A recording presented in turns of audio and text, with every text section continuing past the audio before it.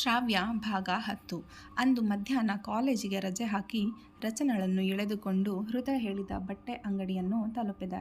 ಅಷ್ಟರಲ್ಲಾಗಲೇ ಅಪ್ಪ ಅಮ್ಮ ಮತ್ತು ಹೃದಯ ಮನೆಯವರೆಲ್ಲರೂ ಬಂದಾಗಿತ್ತು. ಅಜ್ಜಿಗೆ ಹೊರಗೆ ತಿರುಗಾಡುವುದೆಂದರೆ ಅಷ್ಟಾಗಿ ಆಗಿ ಬರುವುದಿಲ್ಲ. ಹಾಗಾಗಿ ಅವರು ಬಂದಿರಲಿಲ್ಲ. ಇನ್ನು ಶೃಂಗಳಿಗೆ ಕಾಲೇಜು ಇದ್ದರಿಂದ ಅವಳು ಸಹ ಬರಲಾಗಿರಲಿಲ್ಲ. ಹೃದಯ್ ಕಾಲೇಜಿನಲ್ಲಿ ತುಂಬ ಮುಖ್ಯವಾದ ಕೆಲಸ ಇದೆ, ಅದನ್ನು ಮುಗಿಸಿ ಸ್ವಲ್ಪ ತಡವಾಗಿ ಬರುತ್ತೇನೆ ಎಂದು ಹೇಳಿದ್ದರು. ನನಗೆ ತಿಳಿಯದಂತೆ ಅದೇನು ಮುಖ್ಯವಾದ ವಿಷಯವೋ ಏನೋ ಗೊತ್ತಿಲ್ಲ. ಯಾವಾಗಲೂ ಕಾಲೇಜಿನಲ್ಲಿ ಕೆಲಸವಿದೆ ಎಂದು ಏನಾದರೂ ನೆಪ ಮಾಡಿ ಅಲ್ಲಿಯೇ ಉಳಿದುಕೊಂಡು ಬಿಡುತ್ತಾರೆ. ರಚನಾಳ ಜೊತೆ ಒಳಗೆ ಬಂದು ಮೊದಲು ಹೃದಯ್ ಕುಟುಂಬದವರನ್ನು ಮಾತನಾಡಿಸಿದೆ. ಅವರೂ ಸಹ ನನ್ನನ್ನು ಚೆನ್ನಾಗಿಯೇ ಮಾತನಾಡಿಸಿದರು. ಅದ್ಯಾಕೋ ಅವರ ಅಪ್ಪ ಅಮ್ಮನನ್ನು ಅತ್ತೆ ಮಾವ ಎಂದು ಕರೆಯಲು ನನಗೆ ನಾಲಿಗೆಯೇ ಹೊರಳುವುದಿಲ್ಲ. ಎಲ್ಲವೂ ಇಷ್ಟ ಬೇಗ ಬೇಗ ನಡೆಯುತ್ತಿರುವುದರಿಂದ ನನಗೆ ಇದೆಲ್ಲದಕ್ಕೂ ಹೊಂದಿಕೊಳ್ಳಲು ಸಾಧ್ಯವಾಗುತ್ತಿಲ್ಲ ಅನಿಸುತ್ತದೆ. ಅವರನ್ನು ಮಾತನಾಡಿಸಿದ ನಂತರ ಮಹಿಳಾ ಮಣಿಗಳೆಲ್ಲ ಸೇರಿ ನಿಶ್ಚಿತಾರ್ಥದ ಸೀರೆ ನೋಡಲು ಕುಳಿತೆವು.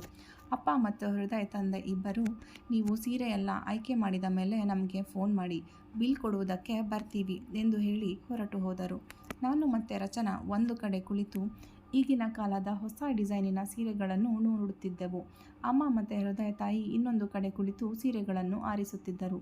1 ಗಂಟೆ ಕಳೆದರೂ ನನಗೆ ಯಾವ ಸೀರೆಯೂ ಇಷ್ಟವಾಗಲಿಲ್ಲ.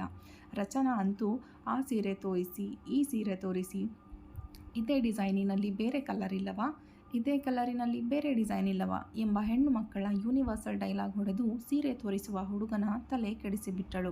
ಅವಳಾಡುವ ಅವತಾರ ನೋಡಿ ಇವಳನ್ನು ಯಾಕಾದರೂ ಇಲ್ಲಿಗೆ ಕರೆದುಕೊಂಡು ಬಂದೇನೋ ಅನಿಸಲು ಶುರುವಾಯಿತು. ಅವಳನ್ನು ಅಲ್ಲಿಯೇ ಕೂರಿಸಿ ಕೊಂಬೆಗಳಿಗೆ ತೊಡಿಸಿರುವ ಸೀರೆ ಯಾವುದಾದರೂ ಇಷ್ಟವಾಗಬಹುದಾ ನೋಡೋಣ ಎಂದುಕೊಂಡು ಅಂಗಡಿಯನ್ನು ಒಂದು ಸುತ್ತು ಹಾಕಲು ಹೊರಟೆ. ಮೊದಲನೇ ಫ್ಲೋರಿಗೆ ಬಂದಾಗ ಒಂದು ಗೊಂಬೆಗೆ ತೊಡಿಸಿರುವ ಸೀರೆ ನನ್ನ ಕಣ್ಸೆಳೆಯುವಲ್ಲಿ ಸಫಲವಾಯಿತು. ಅದೊಂದು ಹಳದಿ ಬಣ್ಣದ ಒಡಲಿಗೆ ಹೆಚ್ಚು ಡಿಸೈನ್ ಇಲ್ಲದ ಗಾಢ ನೀಲಿ ಬಣ್ಣದ ಬಾರ್ಡರ್ ಇರುವ ಸಿಂಪಲ್ ಸೀರೆ. ಅಲ್ಲಿ ಕೆಲಸ ಮಾಡುವ ಹುಡುಗಿಯನ್ನು ಕರೆದು ಆ ಸೀರೆಯನ್ನು ತೆಗೆದುಕೊಡುವಂತೆ ಹೇಳಿದೆ. ಅದನ್ನು ತೆಗೆದು ನನ್ನ ಕೈಗಿಟ್ಟು, ಸೀರೆ ತೊಡಲು ಏನಾದರೂ ಸಹಾಯ ಬೇಕಾ ಮೇಡಮ್ ಎಂದು ಕೇಳಿದರು. ನನಗೆ ಸೀರೆ ಉಡಲು ಚೆನ್ನಾಗಿಯೇ ಬರುತ್ತಿದ್ದರಿಂದ ನೋ ಥ್ಯಾಂಕ್ಸ್ ಎಂದೆ. ಚೇಂಜಿಂಗ್ ರೂಮ್ ಆ ಕಡೆ ಇದೆ, ಏನಾದರೂ ಹೆಲ್ಪ್ ಬೇಕಿದ್ದರೆ ಕರೆಯಿರಿ ಎಂದು ಬೇರೆ ಕಸ್ಟಮರ್ಗಳನ್ನು ನೋಡಲು ಹೊರಟು ಹೋದರು. ರಚನಾಗೆ ನಾನಿದ್ದ ಕಡೆ ಬರುವಂತೆ ಒಂದು ಮೆಸೇಜ್ ಮಾಡಿ ಟ್ರಯಲ್ ರೂಮ್ ಹೋಗು, ತೊಟ್ಟಿದ್ದ ಡ್ರೆಸ್ ಕಳಿಸಿ, ಹೊಸ ಸೀರೆಯ ಸೆರಗನ್ನು ಚಿಕ್ಕದಾಗಿ ಪಿನ್ ಮಾಡಿ, ನಂತರ ನೆರಿಗೆಯನ್ನು ಮಾಡಿ ಸೊಂಟಕ್ಕೆ ಸಿಕ್ಕಿಸಿಕೊಂಡು ಕನ್ನಡಿಯಲ್ಲಿ ಪ್ರತಿಬಿಂಬ ನೋಡಿಕೊಂಡೆ. ತೀರಾ ಬಿಳುಪೂ ಅಲ್ಲದ ಗೋಧಿ ಬಣ್ಣವೂ ಅಲ್ಲದ ನನ್ನ ಮೈಕಾಂತಿಗೆ ಈ ಸೀರೆ ತುಂಬ ಚೆನ್ನಾಗಿ ಒಪ್ಪುತ್ತಿತ್ತು. ಹೃದಯ ನನ್ನನ್ನು ಇದರಲ್ಲಿ ನೋಡಿದರೆ ಲೆಹಂಗಾವನ್ನು ತಲೆಯಿಂದ ತೆಗೆದು ಹಾಕಿ ಇದೇ ಸೀರೆಯನ್ನು ತೊಡಲು ಹೇಳಬಹುದು ಎಂದು ಒಂದು ಭರವಸೆಯೊಂದಿಗೆ ಟ್ರಯಲ್ ರೂಮಿನಿಂದ ಹೊರಬಂದೆ. ರಚನಾ ನನ್ನನ್ನು ಈ ಸೀರೆಯಲ್ಲಿ ನೋಡಿ ಹಾಗೆಯೇ ಬಾಯಿ ಬಿಟ್ಟುಕೊಂಡು ನಿಂತಳು. ಅವಳ ಅವತಾರ ನೋಡಿ ನನಗೆ ನಗು ತಡೆಯಲಾಗಲಿಲ್ಲ. ಅವಳ ಬಳಿ ಹೋದವಳೆ ಭುಜಕ್ಕೆ ಒಂದು ಜೋರಾಗಿ ಹೊಡೆದೆ. ಔಚ್ ಎಂದು ನಾನು ಹೊಡೆದ ಜಾಗವನ್ನು ಉಜ್ಜಿಕೊಳ್ಳುತ್ತಾ, ಶ್ರಾವ್ಸ್, ಸೀರೆ ತುಂಬ ಚೆನ್ನಾಗಿದೆ ಕಣೆ. ಹೃದಯ್ ಏನಾದರೂ ನಿನ್ನನ್ನು ಇದರಲ್ಲಿ ನೋಡಿದರೆ ಮದುವೆವರೆಗೂ ಕಾಯದೆ ಈಗಲೇ ನಿನ್ನನ್ನು ಹೊತ್ತುಕೊಂಡು ಹೋಗಿ ಮದುವೆ ಆಗಿಬಿಡ್ತಾರೆ ಅಷ್ಟೇ ಎಂದಳು ನನ್ನನ್ನು ಒಂದು ಸುತ್ತು ತಿರುಗಿಸಿ. ಆದರೆ ಈಗಲೂ ಹೃದಯ್ ಲೆಹಂಗಾವನ್ನೇ ತೊಡಬೇಕೆಂದು ಹೇಳಿದರೆ ಏನು ಮಾಡುವುದು ಎಂಬ ಯೋಚನೆಯೊಂದು ನನ್ನ ತಲೆಯನ್ನು ಕೊರೆಯಲು ಶುರು ಮಾಡಿತು. ನಾನು ಮಂಕಾಗಿರುವುದನ್ನು ಗಮನಿಸಿ, ಏನಾಯಿತು ಶ್ರಾವ್ಯ, ಸೀರೆ ಇಷ್ಟ ಆಗಲಿಲ್ವಾ, ಬೇರೆ ನೋಡ್ತೀಯಾ ಎಂದಳು. ಹಾಗೇನಿಲ್ಲ, ಈ ಸೀರೆ ತುಂಬಾ ಇಷ್ಟ ಆಯಿತು, ಆದರೆ ಎಂದು ರಾಗವೆಳೆದೆ. ಹೃದಯ್ ಹೇಳಿದ್ದನ್ನು ರಚನಾಳಿಗೆ ಹೇಳಬೇಕೋ ಹೇಳಬಾರದೋ ಎಂದು ತಿಳಿಯಲಿಲ್ಲ. ಆದರೆ ಏನು ಶ್ರಾವ್ಯ ಎಂದು ರಚನಾ ಕಣ್ಣು ಕಿರಿದಾಗಿಸಿ ಕೇಳಿದಾಗ ನನಗೆ ಹೇಳದೆ ಬೇರೆ ದಾರಿಯೇ ಇರಲಿಲ್ಲ.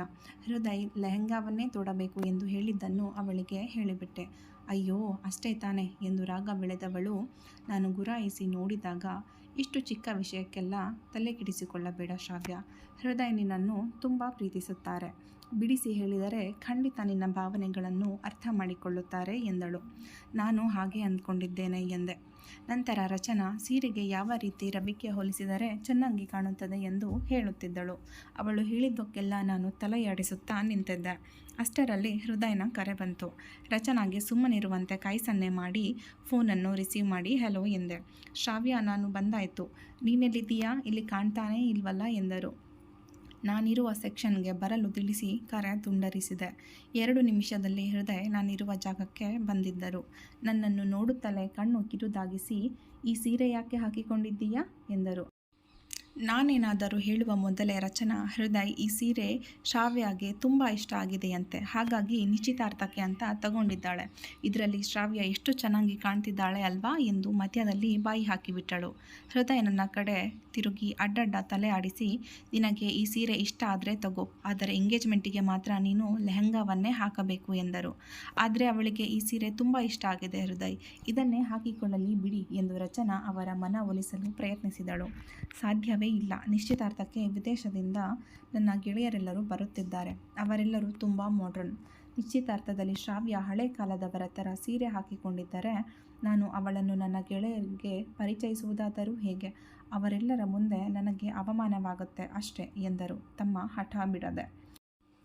ಆದರೆ ಹೃದಯ್ ಶ್ರಾವ್ಯ ಎಂದು ಹೇಳಲು ಹೊರಟವಳನ್ನು ಮಧ್ಯದಲ್ಲಿಯೇ ತಡೆದು, ಸರಿ ಹೃದಯ್, ನೀವು ಹೇಳಿದಂತೆಯೇ ಆಗಲಿ. ನನ್ನಿಂದ ನಿಮಗೆ ಯಾರ ಮುಂದೆಯೂ ಅವಮಾನವಾಗುವುದು ಬೇಡ ಎಂದೆ. ಅದಕ್ಕೆ ನೀನಂದರೆ ನನಗೆ ತುಂಬ ಇಷ್ಟ ಎಂದು ಕೆನ್ನೆ ತಟ್ಟಿ, ಆ ಕಡೆ ಸೆಕ್ಷನ್ನಿನಲ್ಲಿ ಡಿಸೈನರ್ ಲೆಹಂಗಾಗಳಿವೆ, ನಾನು ಅಲ್ಲೇ ಇರ್ತೇನೆ, ಬೇಗ ಈ ಸೀರೆ ಬದಲಾಯಿಸಿಕೊಂಡು ಬಾ ಎಂದವರು ಅತ್ತ ಕಡೆ ಹೊರಟು ಹೋದರು. ಅವರು ಹೋದದ್ದೇ ತಡ, ಶ್ರಾವ್ಯ, ಇದು ನಿಜವಾಗಿಯೂ ಹೃದಯ ತಾನೆ ಎಂದು ಕೇಳಿದಳು ರಚನಾ. ನಿಟ್ಟುಸಿರು ಬಿಟ್ಟು ಹೌದು ಎಂದು ತಲೆಯಾಡಿಸಿದೆ. ನನಗೆ ನಿಜವಾಗಲೂ ನಂಬುವುದಕ್ಕೆ ಆಗ್ತಿಲ್ಲ ಶ್ರಾವ್ಯ. ಕಾಲೇಜಿನಲ್ಲಿ ನಾವು ನೋಡುವ ಹೃದಯಗೂ ಇಲ್ಲಿರುವ ಹೃದಯಗೂ ಎಷ್ಟೊಂದು ವ್ಯತ್ಯಾಸವಿದೆ ಅಲ್ವಾ ಎಂದಳು. ಹೌದು ರಚನಾ, ಹೃದಯ್ ತುಂಬ ಬದಲಾಗಿದ್ದಾರೆ ಅಂತ ನನಗೂ ಸಹ ಅನಿಸಿತು ಎಂದು ನಾನು ಸಹ ಅವಳ ಮಾತಿಗೆ ಒಪ್ಪಿಕೊಂಡೆ. ಶ್ರಾವ್ಯ, ನನಗೆ ಇಲ್ಲಿ ಏನೂ ಸರಿಯಿಲ್ಲ ಅಂತ ತುಂಬ ಬಲವಾಗಿ ಅನ್ನಿಸ್ತಿದೆ. ನಾನು ನೋಡಿದ ಹೃದಯ್ ಇವರಲ್ಲ. ನಾವು ನೋಡಿದ ಹೃದಯ್ ನೀನು ಕಾಲೇಜಿಗೆ ಬರುವುದು ಒಂದು ಕ್ಷಣ ತಡವಾದರೂ ಕೂಡ ಚಡಪಡಿಸಿ ಬಿಡುತ್ತಿದ್ದರು. ನಿನ್ನ ಬಳಿ ಮಾತನಾಡುವಾಗ ಎಷ್ಟೊಂದು ಎಚ್ಚರ ವಹಿಸಿ ಮಾತನಾಡುತ್ತಿದ್ದರು. ನಿನ್ನ ಪ್ರತಿ ಚಲನವಲನಗಳನ್ನು ಗಮನದಲ್ಲಿಡುತ್ತಿದ್ದರು. ಆದರೆ ಇಲ್ಲಿ ಎಲ್ಲವೂ ವಿರುದ್ಧವಾಗಿದೆ. ನನಗ್ಯಾಕೋ ಅವರು ತುಂಬ ಬದಲಾಗಿದ್ದಾರೆ ಅನ್ನಿಸುತ್ತೆ. ನಿನ್ನ ಇಷ್ಟವನ್ನು ಕಡೆಗಣಿಸಿ ಅವರಿಗೆ ಬೇಕಾದಂತೆ ನಡೆದುಕೊಳ್ಳುತ್ತಿದ್ದಾರೆ ಎಂದು ಅವರ ಮೇಲೆ ಆರೋಪಗಳ ಸುರಿಮಳೆಯನ್ನೇ ಹರಿಸಿದಳು.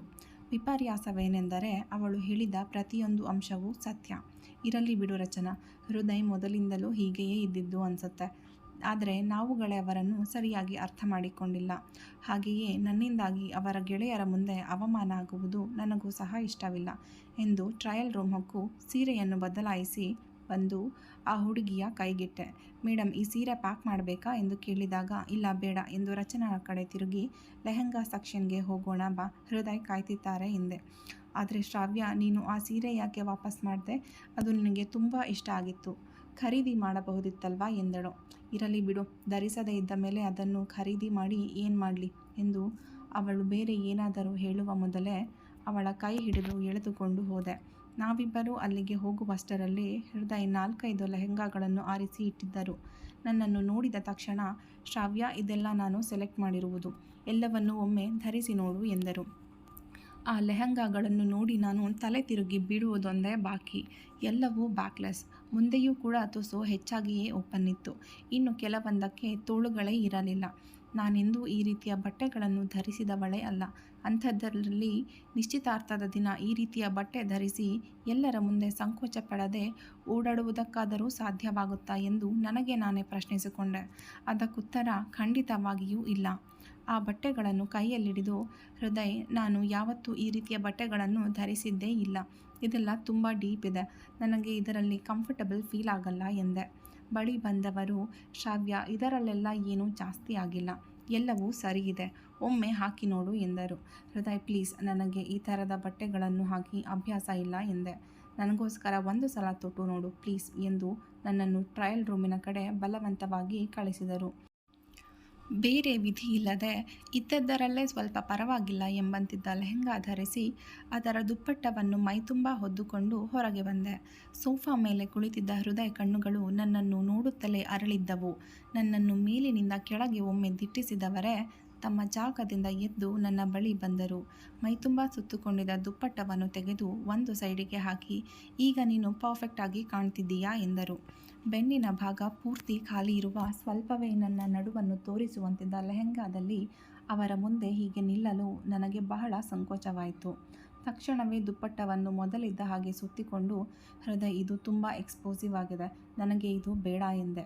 ಶ್ರಾವ್ಯ, ಇದರಲ್ಲಿ ಏನೂ ಎಕ್ಸ್ಪೋಸಿವ್ ಆಗಿಲ್ಲ, ಇದು ನಿನಗೆ ಇಷ್ಟ ಆಗಿಲ್ಲ ಅಂದರೆ ಬೇರೆಯದು ಹಾಕಿ ನೋಡು ಎಂದು ಉಳಿದಿದ್ದ 4 ಲೆಹೆಂಗಾಗಳನ್ನು ತೋರಿಸಿದರು. ಅವುಗಳು ಈ ಬಟ್ಟೆಗಿಂತಲೂ ಹೆಚ್ಚು ಎಕ್ಸ್ಪೋಸಿವ್ ಆಗಿದ್ದವು. ಅವುಗಳನ್ನು ಮುಟ್ಟಿ ನೋಡಲು ಸಹ ಇಷ್ಟವಿಲ್ಲದೆ, ನನಗೆ ಇದು ಯಾವುದೂ ಬೇಡ, ನಾನೇ ಬೇರೆ ಬಟ್ಟೆ ಆಯ್ಕೆ ಮಾಡ್ತೇನೆ ಎಂದೆ.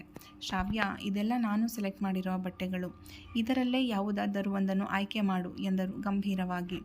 ಆಗಿನಿಂದಲೂ ತಮಗೆ ಇಷ್ಟ ಬಂದಂತೆ ವರ್ತಿಸುತ್ತಿರುವ ಹೃದಯನ ನಡವಳಿಕೆ ನನಗೆ ಇನ್ನೂ ಸಹಿಸಲು ಅಸಾಧ್ಯವೆನಿಸಿತು. ನೋಡಿ ಹೃದಯ್, ನೀವು ಹೇಳಿದ್ರಿ ಅಂತ ನಾನು ಲೆಹೆಂಗಾ ಹಾಕುವುದಕ್ಕೆ ಒಪ್ಪಿದ್ದೇನೆ. ಆದರೆ ನನಗೆ ಈ ರೀತಿ ಹೆಚ್ಚು ಡೀಪ್ ಇರುವ ಬಟ್ಟೆಗಳನ್ನು ಧರಿಸಲು ಸ್ವಲ್ಪವೂ ಇಷ್ಟವಿಲ್ಲ. ನಿಶ್ಚಿತಾರ್ಥಕ್ಕೆ ನೀವು ಹೇಳಿದ ರೀತಿ ಬಟ್ಟೆಯನ್ನೇ ನಾನು ಹಾಕಬೇಕು ಅಂತಿದ್ದರೆ ನನಗೆ ಆಯ್ಕೆ ಮಾಡುವುದಕ್ಕೆ ಬಿಡಿ. ಇಲ್ಲ ಅಂದರೆ ನಾನು ನನಗೆ ಇಷ್ಟ ಬಂದಂತೆ ಸೀರೆಯನ್ನೇ ತೊಡುತ್ತೇನೆ ಎಂದೆ ಗಂಭೀರವಾಗಿ. ಅವರ ಹಿಂದೆ ನಿಂತಿದ್ದ ರಚನಾ ನನ್ನ ಮಾತು ಕೇಳಿ ಖುಷಿಯಲ್ಲಿ ತನ್ನ 2 ಹೆಬ್ಬೆರಳನ್ನು ಮೇಲೆತ್ತಿ ತೋರಿಸಿದಳು. ಅವಳ ರೀತಿಗೆ ನಗು ಬಂದರೂ ತಡೆದುಕೊಂಡು ಗಂಭೀರವಾಗಿ ನಿಂತೆ. ಆದರೆ ಹೃದಯ್ಗೆ ನನ್ನ ದೃಢವಾದ ಮಾತಿನಿಂದ ಸ್ವಲ್ಪ ಆಶ್ಚರ್ಯವಾಯಿತು ಅನಿಸುತ್ತದೆ. ಬಹುಶಃ ನನ್ನಿಂದ ಈ ರೀತಿಯ ವರ್ತನೆಯನ್ನು ಅವರು ನಿರೀಕ್ಷಿಸಿರಲಿಲ್ಲವೇನೋ. ಸರಿ, ನಿನಗೆ ಇಷ್ಟ ಬಂದ ಬಟ್ಟೆಯನ್ನೇ ಆಯ್ಕೆ ಮಾಡು ಎಂದರು.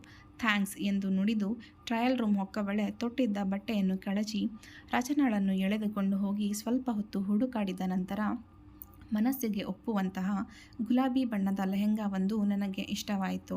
ರಚನಾ ಸಹ ಅದನ್ನು ಒಪ್ಪಿದಳು. ಅದರ ಮರುಕ್ಷಣವೇ ಟ್ರಯಲ್ ರೂಮ್ ಹೊಕ್ಕಿ ಅದನ್ನು ಧರಿಸಿ ಹೊರಬಂದು ಹೃದಯ್ ಮುಂದೆ ನಿಂತೆ. ಅವರಂತೂ ಬಾಯಿ ಬಿಟ್ಟುಕೊಂಡು ನನ್ನನ್ನೇ ನೋಡುತ್ತಾ ನಿಂತರು. ಎಂದು ರಚನಾ ಗಂಟಲು ಸರಿಪಡಿಸಿಕೊಳ್ಳುವವಳಂತೆ ನಾಟಕವಾಡಿದಾಗ ಎಚ್ಚೆತ್ತ ಹೃದಯ್, ಶ್ರಾವ್ಯ, ಈ ಬಟ್ಟೆ ನಿನಗೆ ಹೇಳಿ ಮಾಡಿಸಿದ ಹಾಗಿದೆ. ಇದರಲ್ಲಿ ನೀನು ತುಂಬ ಚೆನ್ನಾಗಿ ಕಾಣಿಸುತ್ತಿದ್ದೀಯಾ ಎಂದು ನನ್ನನ್ನು ಹೊಗಳಿದರು. ನಕ್ಕು ಥ್ಯಾಂಕ್ಸ್ ಎಂದೆ. ನಾನು ಸೆಲೆಕ್ಟ್ ಮಾಡಿದ ಬಟ್ಟೆಯನ್ನೇ ಹಾಕಬೇಕು ಅಂತ ಹೇಳಿದ್ದಕ್ಕೆ ನನ್ನನ್ನು ಕ್ಷಮಿಸು ಬಿಡು ಪ್ಲೀಸ್ ಎಂದು ನನ್ನ ಕೈ ಹಿಡಿದರು. ತಕ್ಷಣವೇ ಕೈಯನ್ನು ಎಳೆದುಕೊಂಡು ಪರವಾಗಿಲ್ಲ ಬಿಡಿ ಎಂದೆ. ನಂತರ ಈ ಲೆಹೆಂಗಾವನ್ನು ಪ್ಯಾಕ್ ಮಾಡಲು ತಿಳಿಸಿ ಕೆಳಗೆ ಹೋದೆವು.